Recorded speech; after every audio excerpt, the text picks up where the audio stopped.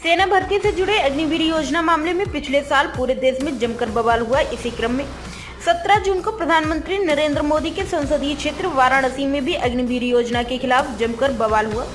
वाराणसी में इस बवाल में सरकारी संपत्ति में तोड़फोड़ के साथ प्राइवेट गाड़ी को नुकसान हुआ है। इसी मामले में मुख्य अभियुक्त रहे कांग्रेस नेता राहुल राज को अब जिला न्यायालय से जमानत मिल गई है। बताते चले कि इस पूरे बवाल के बाद कमिश्नरेट पुलिस ने कार्यवाही करते हुए इस मामले में राहुल राज को मुख्य अभियुक्त बनाकर विभिन्न धाराओं में मुकदमा दर्ज किया था। राहुल राज महात्मा गांधी काशीपीठ विद्या के पूर्व छात्र संघ उपाध्यक्ष एवं NSUI के नेता हैं। इस मामले के बाद वो पिछले 9 महीने से चल रहे थे।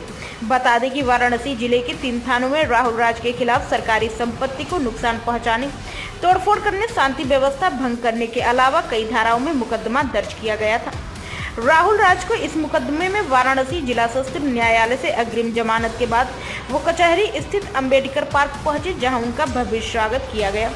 मीडिया से बातचीत में राहुल राज ने हुंकार भरी और कहा कि मुझे गलत तरीके से फंसाया गया था।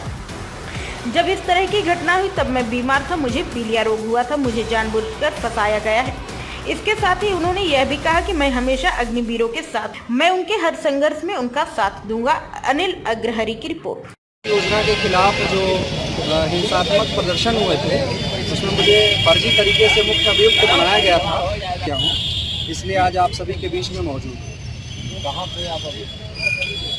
जी मैं साल भर से बाहर था प्रदेश के और अग्रिम जमानत मेरी लगी हुई थी और अग्रिम जमानत पर मैं आपके बीच में। सर एक बार अपना परिचय बता दें। जी मैं राहुल राज हूँ वाराणसी से। राहुल राज जी आज प्रेस कॉन्फ्रेंस कर रहे हैं, क्यों कर रहे हैं? जी प्रेस कॉन्फ्रेंस करने का संदर्भ ये है कि साल भर पहले अग्निवीर योजना का विरोध प्रदर्शन हुआ था पूरे उत्तर प्रदेश में, और जिसमें वाराणसी सहित पूर्वांचल में भी विरोध प्रदर्शन आक्रोश हुआ था छात्रों द्वारा, अभ्यर्थियों द्वारा। तो उसमें मुझे फर्जी तरीके से फंसाया गया था और मेरे ऊपर दर्जनों मुकदमे लादे गए थे, और जबकि मेरा इस अग्निवीर योजना से कोई विरोध नहीं था, उसके बावजूद लोगों ने मुझे टारगेट किया और गलत तरीके से मेरे ऊपर फर्जी मुकदमे लगाए। जबकि मैं अपने मौलिक अधिकार और मौलिक कर्तव्य को जानता हूं, क्योंकि हिंसा करना, जबकि हमारा मौलिक कर्तव्य कहता है संविधान का 9वां पॉइंट कि इस देश में जितनी भी सरकारी संपत्ति है उसको क्षति ना पहुंचाना एवं हिंसा से बचना, तो ये मेरा मौलिक कर्तव्य है। मैं मौलिक कर्तव्य को अच्छे तरीके से जानता हूं और मौलिक अधिकार को भी जानता हूं। 19A कहता है कि आज जो अभिव्यक्ति की आज़ादी है, जो मुझे बोलने की स्वतंत्रता है, जो मैं आज बोल रहा हूं आपके बीच में, तो मैं अपने संविधान को भली भांति जानता हूं। इसलिए मैं कभी भी हिंसा का साथ नहीं देना चाहता। इसलिए मुझे इन लोगों ने इसलिए फंसाया क्योंकि मैं एक वंचित परिवार से आता हूं, दलित समाज का नौजवान हूं और राजनीति में बढ़ चढ़ के भागीदारी लेता हूं। सरकार द्वारा, शासन द्वारा, प्रशासन द्वारा मुझे जातिवादी रवैये अपनाते हुए मुझे खाली टारगेट कर फंसाया गया है।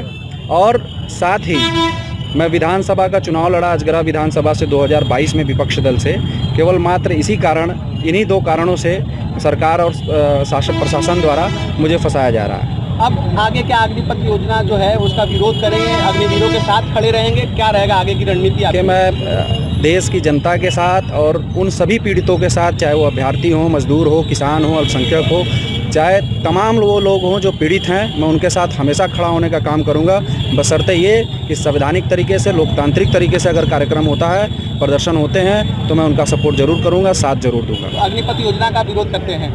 अग्निपथ योजना का मैं विरोध वैचारिक रूप से करता हूं, लेकिन हिंसा में मेरा कोई हस्तक्षेप नहीं।